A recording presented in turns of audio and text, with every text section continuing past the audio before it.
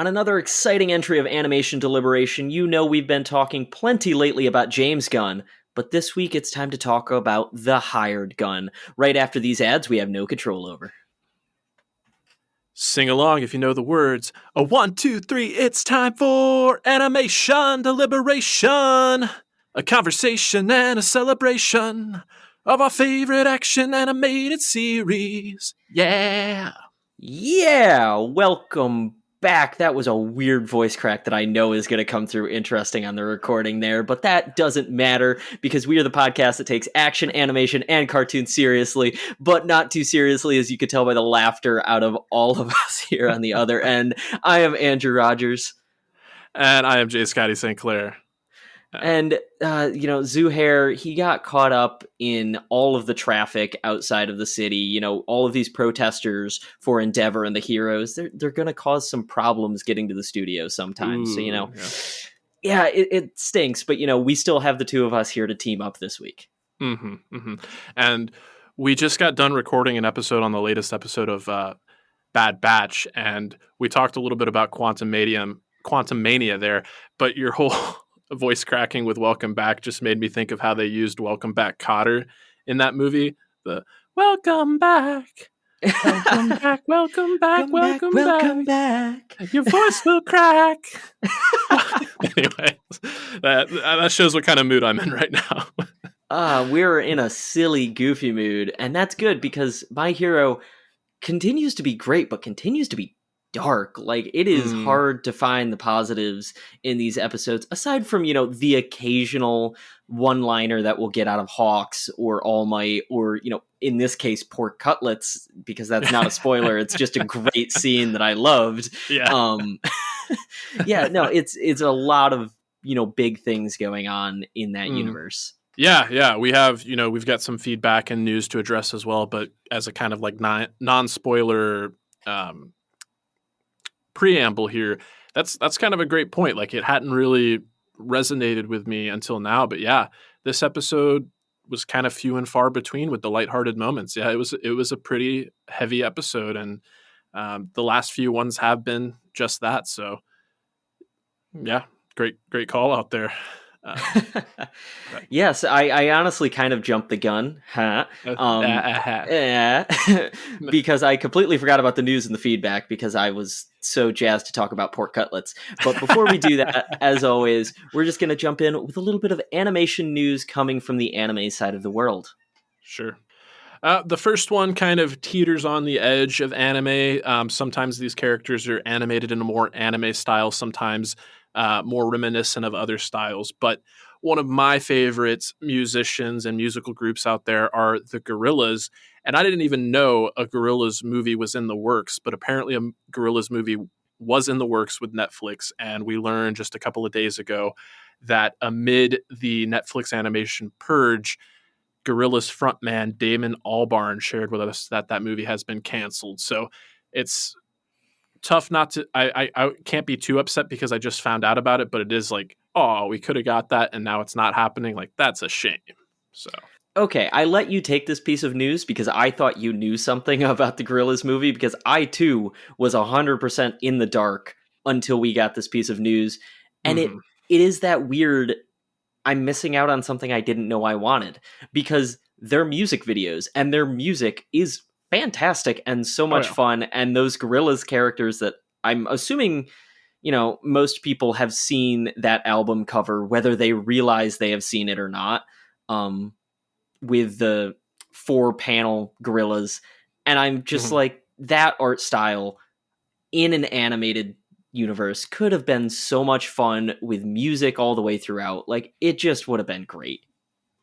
Yeah, I believe the album artwork you're referring to is from Demon Days. That's kind of like that iconic one where they're in the 4 sectors there. But I have to imagine that this news and Damon Albarn kind of being in headlines comes because the Gorillaz just released an album this week, Cracker Island. I haven't had the opportunity to listen to any of it yet, but I am definitely excited to do so because, like I said, they've been one of my favorite artists. I mean, their early stuff is definitely, the most prolific and whatnot, but Plastic Beach has always had like a special place in my heart. That's one of those few albums that I will listen to from beginning to end anytime, anywhere. But this isn't a music podcast. This is not a music podcast, but it could be, because I will say I did listen to at least the first few songs of the album.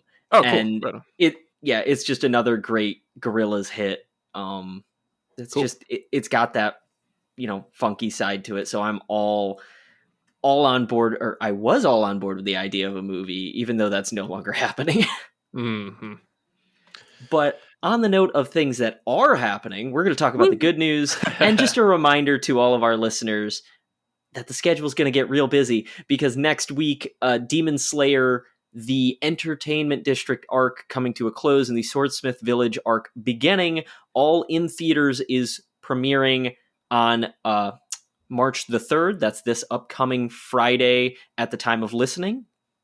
And I mean, honestly, we're all excited for it. Do you have tickets yet, J Scotty? Because I know Zuhair and I both have tickets. I haven't got my tickets yet, but I will very, very soon. And hopefully this joke is not in poor taste, but apparently, theaters are going to have to put out that warning that they sometimes do at the front of the theater. Epileptic viewers may need caution because this movie is going to be very flashy. I was trying so hard to figure out where you were going with that. It was the 11th second. I was like, there it is. Forgive me. I can't. No, it's going to be so flashy and so over the top, and I'm so ready to see our boy Uzui get his shining moment on the big screen. He couldn't let Rengoku be the only flashy one to come to theaters. He had to step up and make his appearance. So that is going to be great for all of you out there. If you, for some reason, are listening to this and have not watched Demon Slayer, go and immediately burn through as much of Demon Slayer as you can and support this. I will remind all of the listeners, though, this is not the start of the season. That will be in April, I believe, is when we have confirmed that the anime actually begins. But this is the first episode will be in theaters for a month until we get that first episode. Mm-hmm. The beginning of the Sword Village arc, if I'm not mistaken, right? I think it's a Swordsmith Village. Okay. Yeah, you were that just missing that sense. Just last little part. Swords just everywhere in that village. Just swords. Proceed with caution. We get our boy Haganazuka to come back and yell at Tanjiro about how his sword is going to be broken. And I mean, I know some things about what that man is going to be for this season, so I'm very excited to see all of that in its glory on the big screen. But, we come from the happy high note to the unhappy high note as well. Attack on Titan final season part 3, part 1 is premiering a day later on the 4th. So that is a 1-hour special that we will also be attempting to cover. I say unhappy note because it's just going to be traumatic after the way that this last season, or last part of the last season ended. Wow, this is getting confusing. But yeah, it's going to be a lot. And we just want to let you know, A, this is all going on, listeners, and B, we're going to cover as much as possible, but My Hero is still happening. The Bad Batch is still happening. All of this is happening. Vox Machina has been happening in the background this whole time, and I know we've been having a great time with that. So there's a lot of time and coverage, and we love you, and thank you for tuning in every week to listen to the ramblings that we have to say about these shows. Indeed. Yeah, I don't know if I have too much more to say about that, but again, it is, like you said, it's kind of bittersweet, not only because of like the place that the story is taking us, but also the fact that this final season has been going on as long as it has. So hopefully we start to get some definitive answers and the end is in sight. But we will know, we'll have some ideas, hopefully not too long from now. So. Yes, not too long. And, those are all of the things we have to say about these things going on. But we did have a listener that had some more things to say about some more things going on. So I'm going to jump into the feedback segment of our podcast here. We had an email come in this week from Andre Sparks, and he sent this to our email, animationdeliberationpodcast@gmail.com. If you want your thoughts heard, you can also send in any of your email thoughts or voice recordings on any of the things we're covering or otherwise, because Andre came in and said, hey guys, I don't know if you watched it and talked about this already, but I just gotta say they did it again. The Harley Quinn Valentine's Day special was great. Great cameos, jokes, and real life references. James Gunn was smart to keep that show. Can't wait to hear your thoughts. Keep up the good work, Andre Sparks. Yeah, we talked about this Valentine's special coming up. As soon as it was announced, we mentioned it, and then as we got closer to it, we mentioned it again. But it kind of snuck up on me with this glut of content that we have right now. But I did watch it, and it did what Harley Quinn does best. It's like, oh, you like that raunchy humor? You think we upped the ante in the last season? Let's just take it, turn the dial up to 11. And I did, I can't even say it without just laughing because it's so ridiculous. But the fact that Scene Stealer Bane got to play such a big part, no pun intended there, was pretty hilarious. So. Oh no. Now I have not had a chance to watch this because I have been very busy lately, and Monica doesn't watch the Harley Quinn animated series, and I have not had enough time to myself to sit down and watch it, because with her not watching the show, I know I can't just sit down and explain what she's about to watch. I know this is one of those, I kind of have to do it behind closed doors where no one can judge what's about to happen, because everything I've seen from it, I remember from that first trailer, I was like, oh, this is going to be a doozy. So I'm excited, but I need to mentally prepare myself for everything that's going to happen. Your glowing reviews, get me excited for it. But even still, I know it's going to be a lot. Is it a half-hour special? Is it a hour-long special? What did they do with that? I think it clocked in right around 45 minutes. Okay, so technically it actually is a special. It's a little longer than that usual 24-minute slot. So correct. We'll take it. Yeah. And, hopefully I wasn't too spoilery with my reaction. I feel like I set you up to do your thing behind closed doors. That might be most appropriate. But yeah, I think you'll have a good time with it, at least some laughs, maybe some shock and awe as well. But that's Harley Quinn for you. How red in the face we are laughing about this right now is just a great show of how interesting this is going to be. Mm-hmm.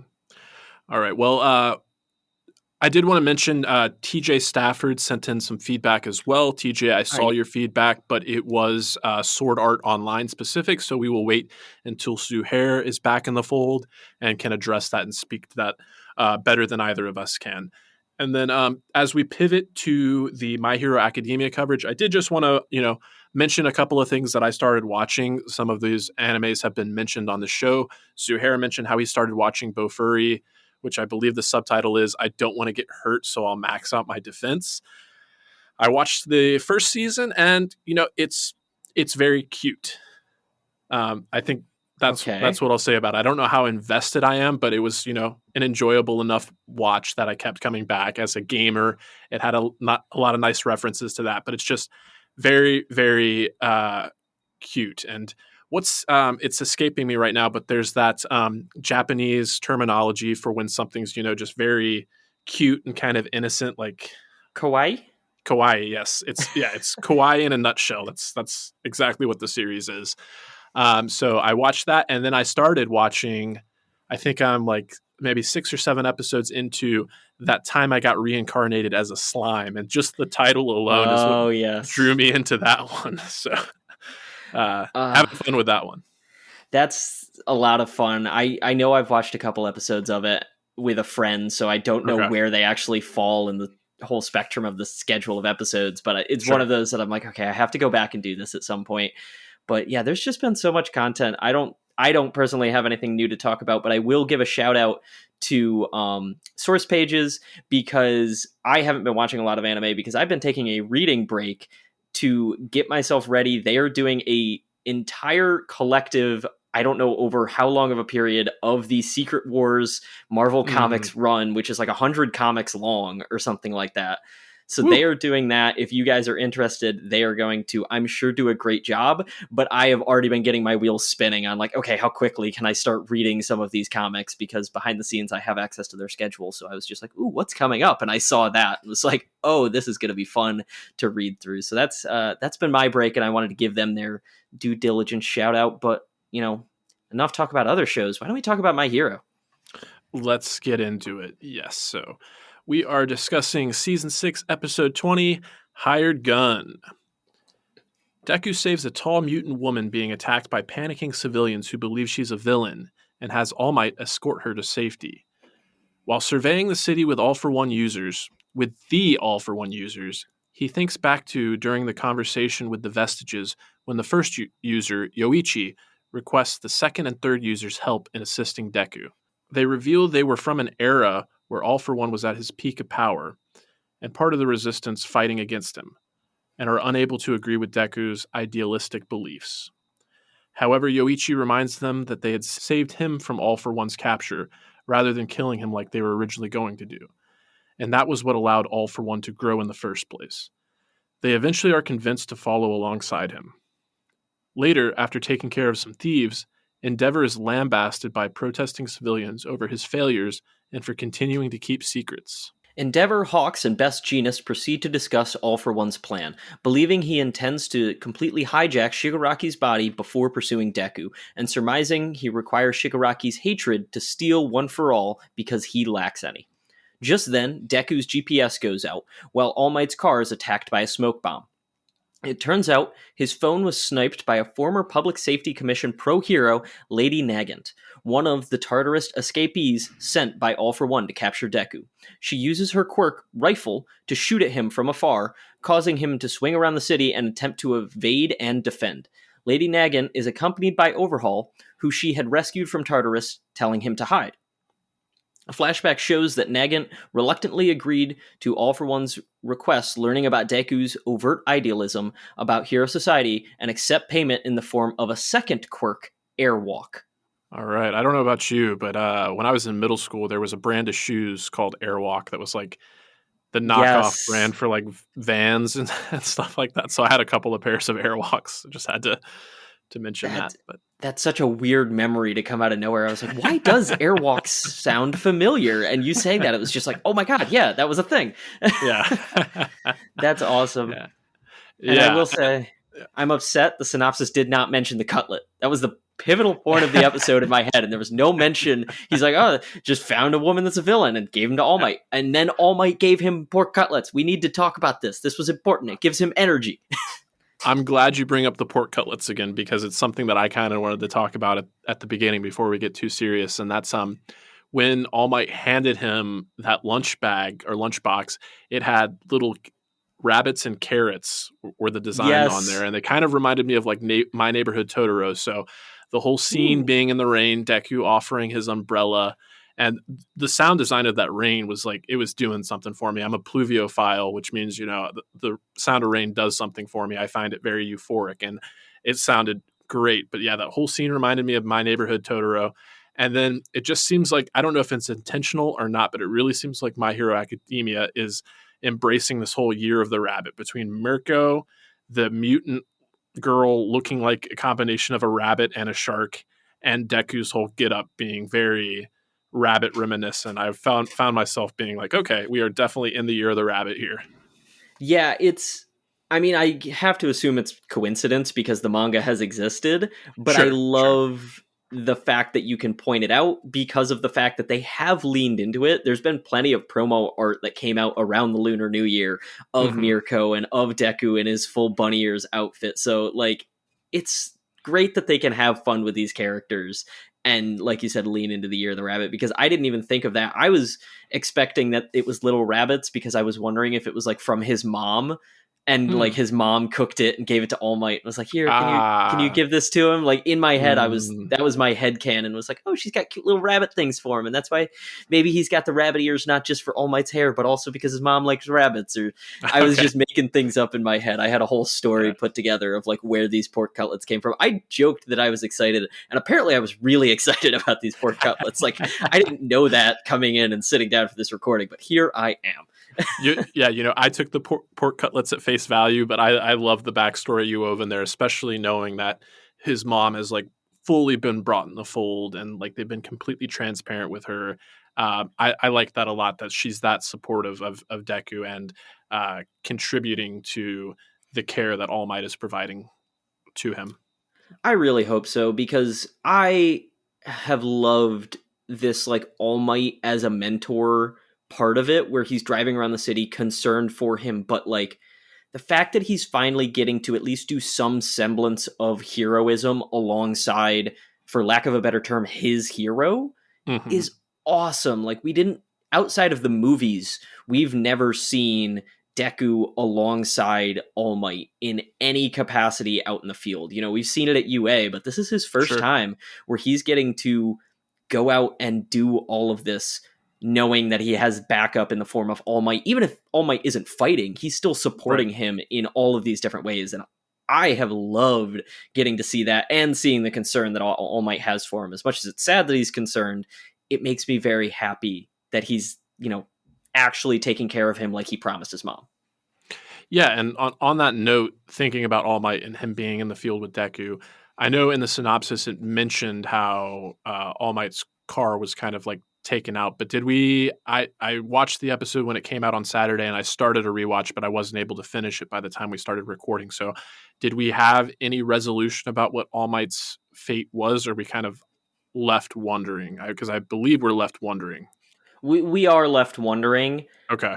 I would be so upset if this is the way All Might goes out, because Sure. like we need him to go out fighting. We can't just have Yeah. like a simple smoke bomb be the thing that, tips this whole world into conundrum, because when that happens, things are going to go down.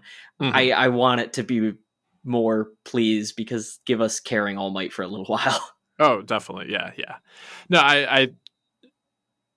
I don't think he's down for the count. I just wonder like what kind of state he's in and uh, where we'll kind of go from there. I think they'll give him the significant amount of screen time. Like don't get me wrong, I don't even want it to happen, but if and when it does have to happen, I'm sure it will be given its due diligence and it won't be something that happens off screen or anything like that. But just had to bring it up that his fate was at this point in time unknown.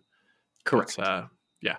Uh, I feel like with the episode titled Hired Gun, like they really saved the reveal of like Lady Nagant and her capability and her threat there till the end of the episode. But one of the developments that I really, really enjoyed and was kind of waiting for was the second and third users there and finding out what exactly their deal was. And I really enjoyed that part of the story because it felt kind of like awkward to me that like when we were in this world of the vestiges that there were like two young men, grown men, but young men kind of like looking like they were in timeout. It's just like Yes. what is the deal here? What's going on? So to figure out what their hang up was and to see them come full circle and like when we had that lineup where um, Deku was there enjoying his food, and they're like, "Hey, kid, we're accelerating now." Like, and you get to see the full lineup of the vestiges. Like, that was empowering. That was like, okay, let's go. Yes. Yeah, that was an awesome scene. I will say we didn't really get the resolution of why they were in timeout. Like, I know it was because they didn't want to be a part of that conversation. They weren't ready Yeah. to, deal with the idealism. But it felt like they were put there, not they put themselves there. Like, why didn't Sure. they just leave the room, or why didn't they tip over their chairs, or some other Hmm. weird way? It felt very specific, but that could perhaps be part of the Japanese culture that I'm not familiar with. That it's Sure. Totally fair. turning your back on someone that might have a bigger significance to them than it does to us. But Sure. that was the one thing I was like, we're really not going to find out why they were on equidistant sides of the room, both facing the wall, heads down. Like, it felt very pointed as to why they were standing there specifically. Hmm. So maybe there's more. And also, we never found out what their quirks were, did we? Uh, no, I don't think we have. I think the Okay. gentleman with the red hair with the facial scar, it looked like he had some kind of like cannon mounted to one arm. So I don't know if that's just a piece of equipment he uses or if that's his quirk. But the other one with the gray or white hair that's tied back in a ponytail, I don't think we know his quirk at all. So I'm definitely yeah, looking forward to figuring out what exactly their quirks are. And I also, while we did um, get some significant development in terms of their story, I really do hope we get to see more of that, because I don't even know which one's the second user and which one's the third user at this point. I would assume that the redheaded one, the fact that he didn't have a facial scar when he met Yoichi, and he was Right. he was the one that put his hand out, I would assume that he's the second user, and he maybe passed away earlier on and passed it on to the other gentleman, but I don't know for certain. I hope we get those answers though. Yeah, it was very interesting, and I definitely want to find out more because of the fact that they were like actively not just alive, but like the same age as Mm-hmm. Yoichi. Like they broke him out of prison and they looked relatively the same. Sure. Whereas we have all of these other users that it seems very much like they were never using the power at the same time.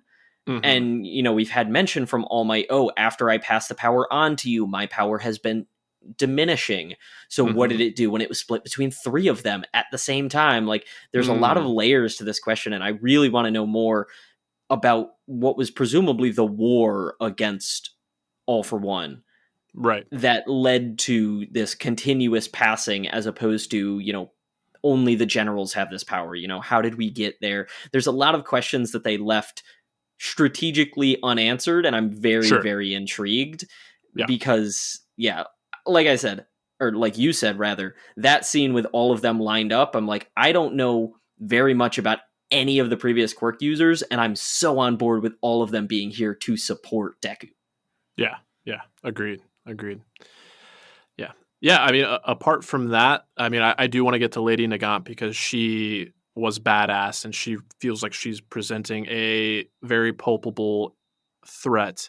I do want to make mention of the fact that we do have, in addition to All Might being the one supporting Deku there in the field, we really see this team up of Endeavor, Hawks, and Best Genius as well, really coming to fruition. Like it's just cool to see how they all work together, but there's still like this undercurrent, the story of like just the disillusionment with heroes in the public eye, and everyone taking advantage of it. Civilians, trying to do their own thing, and all the escapees coming out of the woodwork and just being so brazen with their attacks, and Endeavor kind of being at the center of it and like taking it all and like taking the brunt of it and like really, I think he's on a redemption arc. Like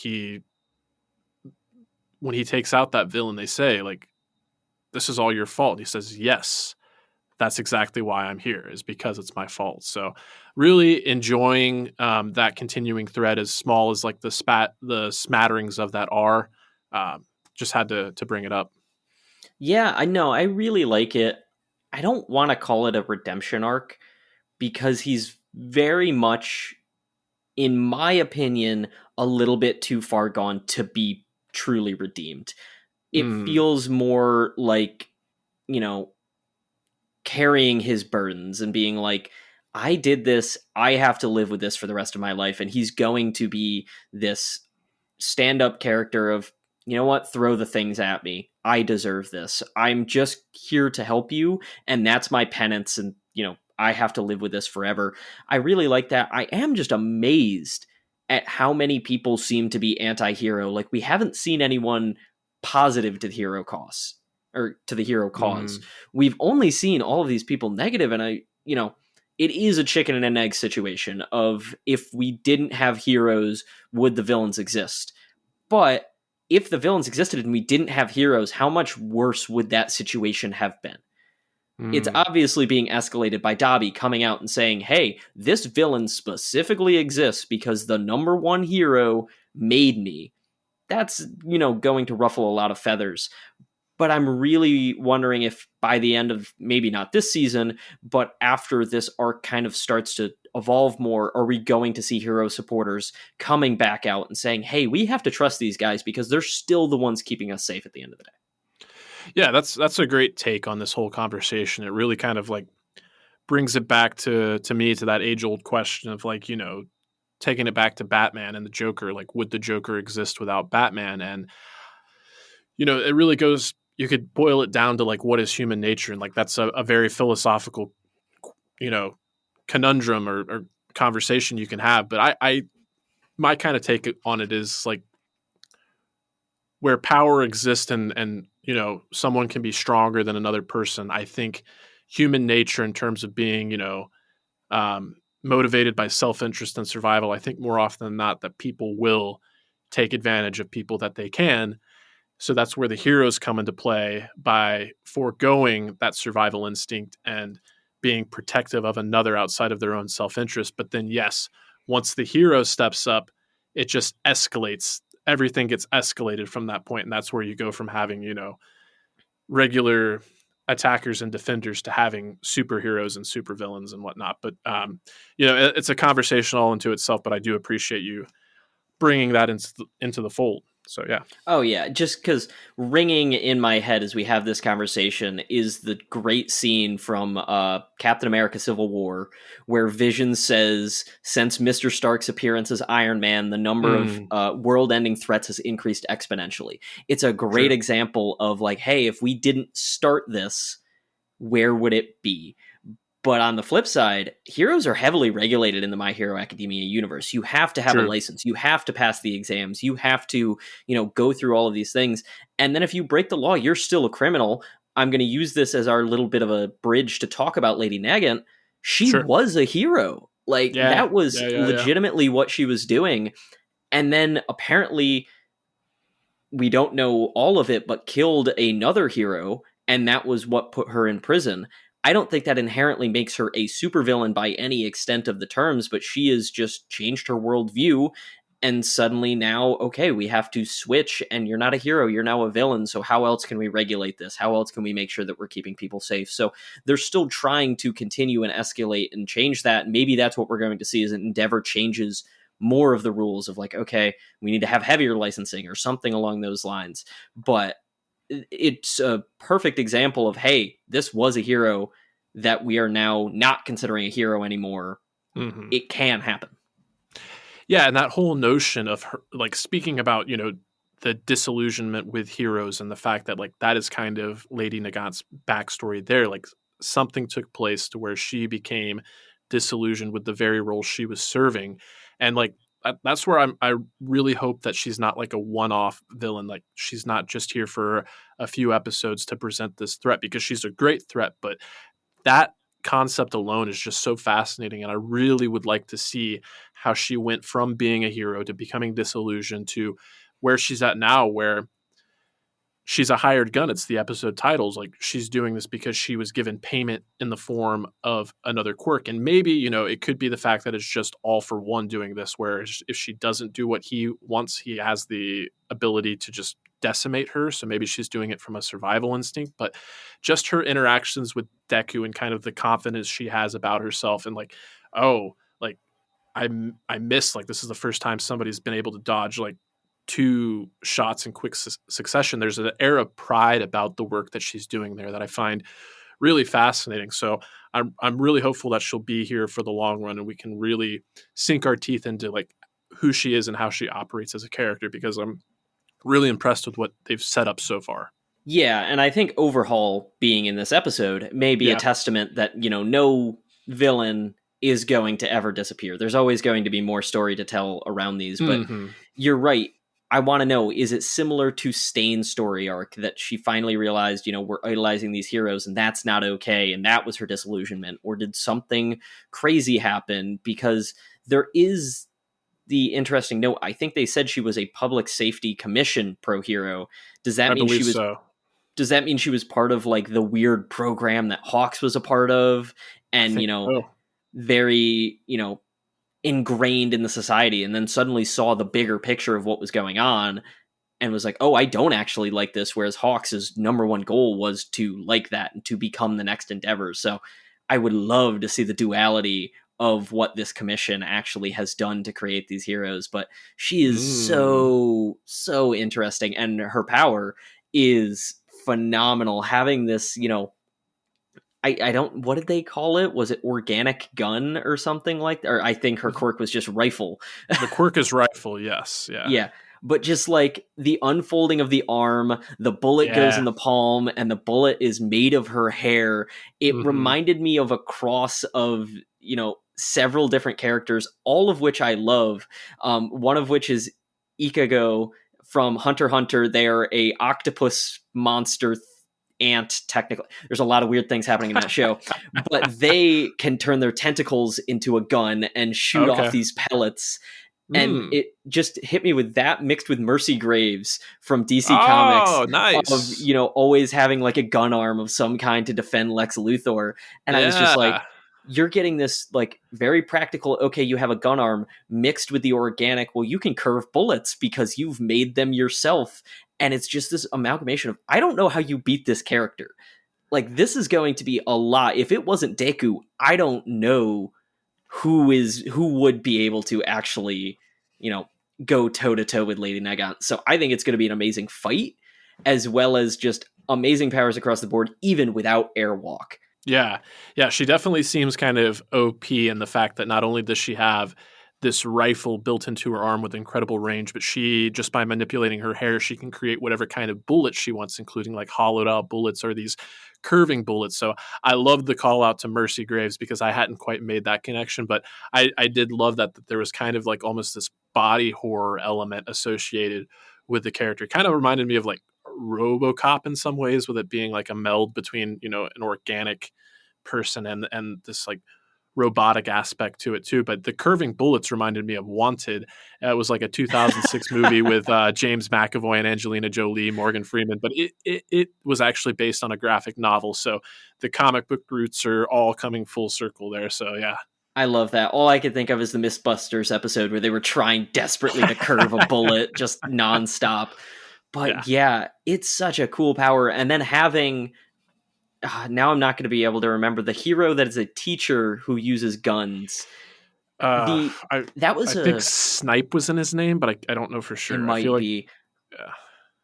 For lack of our knowledge, Snipe is what I'm going to call him here. That was an amazing way to deliver exposition. Like, I love the idea that we know Deku's been a fanboy.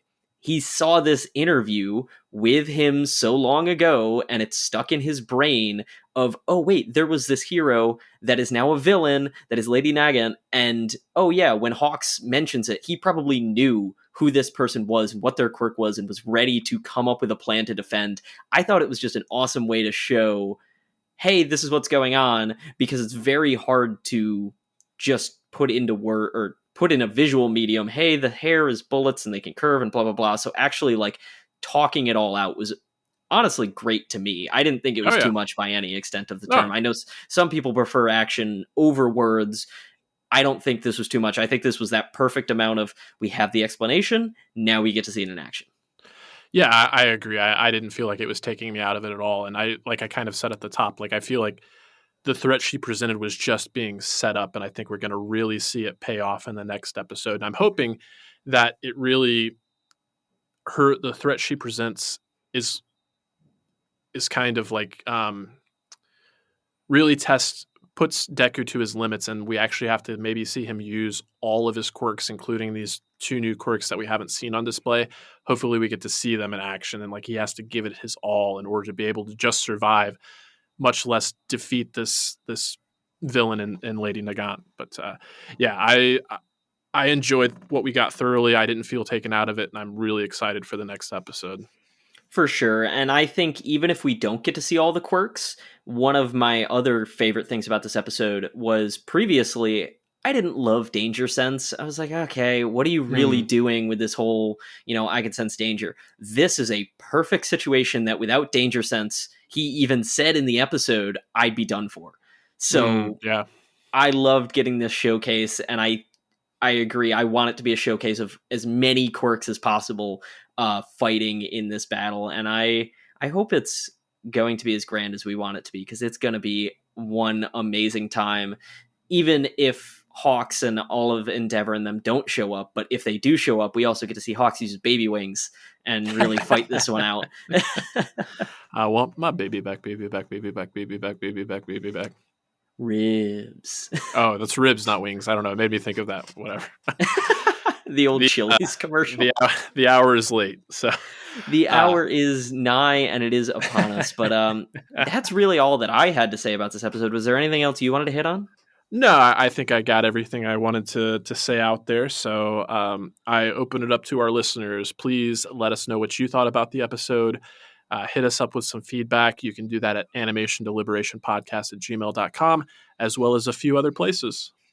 And those other places are our social media platforms. You could follow us on Facebook and Instagram, Animation Deliberation, or on Twitter at AnimationDelib1, as well as one of the easiest and best ways to support us is leaving a 5-star rating and review on iTunes, Spotify, whichever platform you're using. It is honestly the best and easiest way, like we said, and we love hearing anything from you, no matter where it's coming from. So if you could figure out a way to send a carrier pigeon, by all means.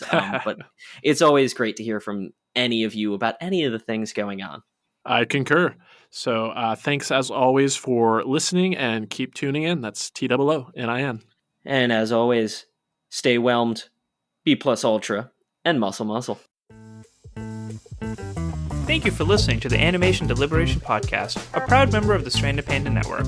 If you would like to contact us, you can email animationdeliberationpodcast@gmail.com or follow us on Twitter @animationdelib1.